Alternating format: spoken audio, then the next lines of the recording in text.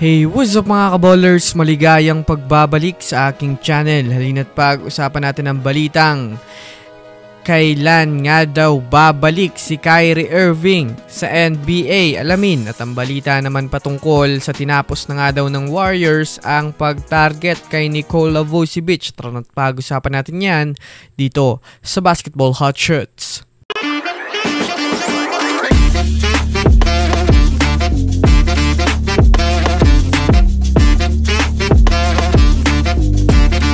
Una nga muna tayong dumako mga kaballers sa balitang kailan nga daw makakabalik si Kyrie Irving sa paglalaro sa NBA. Well, alam naman nga po ninyo mga kaballers na kasalukuyan ngang nagpapagaling si Kyrie mula sa tinamo nitong malalang injury ng nakaraang season na siya namang dahilan kung bakit nagre-recover pa siya ngayon galing sa mahabang operasyon na ginawa sa kanya.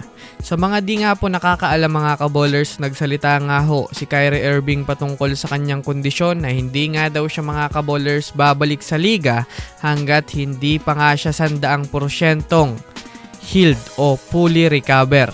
Dahil ayaw niya nga po mga kaballers na masira ang kanyang sinakripisyo sa pagpapagaling sa kanyang kaliwang tuhod. Maraming nga mga fans ang nagsasabing mukhang babalik nga daw si Kyrie Irving sa katapusan ng All-Star Week. Ngunit kinumpirma nga po mismo mga kaballers ng kampo ni Kyrie Irving na expected nga daw mga kaballers na hindi nga daw si Kyrie maglalaro sa buong season dahil na rin naman mas mag-focus nga daw siya sa panahon na yan na maayos ng solid ang kanyang kalagayan at ipagpatuloy ang kanyang legasiya. Samantala, pumunta naman tayo mga kaballers sa tinapos na nga daw ng Warriors mga kaballers ang pag-target kay Nikola Vucevic. Well, naibalita ko naman nga po sa inyo mga kaballers na isa nga sa mga sentrong binabantay ng Warriors ngayon ay itong si Nikola Vucevic dahil na rin naman sa maaari nila itong makuha ngayong off-season dahil ginawa na rin naman nga itong available ng Bulls sa buyout market.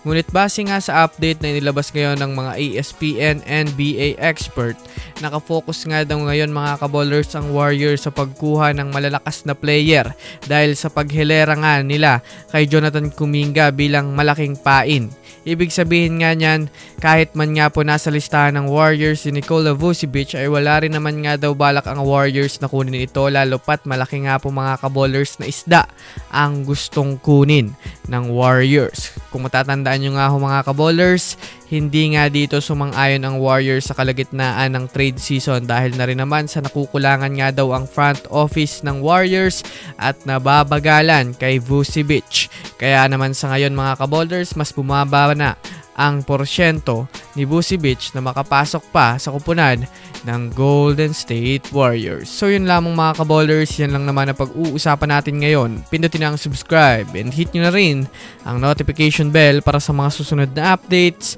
sa mundo ng basketball. Again, this is Basketball Hot Shots. Thanks for watching.